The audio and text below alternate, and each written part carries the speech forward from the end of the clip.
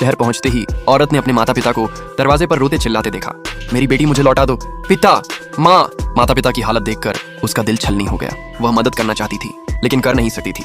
वह बस बार बार उन्हें वापस जाने के लिए कहती रही। जब राजकुमारी को पता चला कि ये उस आदमी की पूर्व पत्नी के माता पिता हैं, तो उसने तुरंत उन्हें मरवाने का आदेश दे दिया। उस पल आदमी आगे आया और सिपाहियों को रोक दिया। उसने कहा कि आज खुशी का दिन है। फिर उसने बहाना बनाया कि ये लोग गांव के हैं, इन्हें शहर से बाहर भिजवा दो ताकि ये खुद ही मर जाएं। लेकिन राजकुमारी मानने को तैयार नहीं थी। उसने कहा कि इन दोनों को सबके सामने सजा दी जाए। अपने बदले की योजना और दबाव में आदमी को मजबूरन औरत के माता पिता को थप्पड़ मारना पड़ा। औरत सब कुछ देखती रही। जिस आदमी से उसने कभी प्यार किया था, अब उसे एक राक्षस लगा। कमीने, काश मैंने तुम्हें पहले ही मरने दिया होता। इसके बाद वे राजकुमारी के महल पहुंचे। वह आदमी के घर से 10 गुना बड़ा था।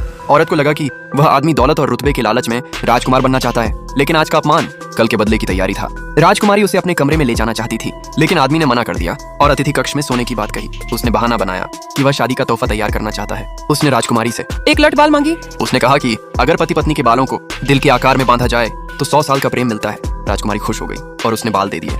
रात को आदमी खिड़की के पास खड़ा चांद को देखने लगा। औरत को याद आया जब वह युद्ध में गया था और दोनों ने एक ही चांद को देखकर हमेशा साथ रहने की कसम खाई थी। अब वही चांद था, लेकिन वे 2 अलग अलग दुनिया में थे। फिर उसने देखा कि आदमी ने अपनी जेब से 2 लट बाल निकाले, एक उसकी और एक राजकुमारी की। वह समझ नहीं पाई कि वह क्या करने वाला है। तभी आदमी मुस्कुराया और बोला, जुनैर, अब तुम सब देख सकती हो। औरत सन्न रह गई।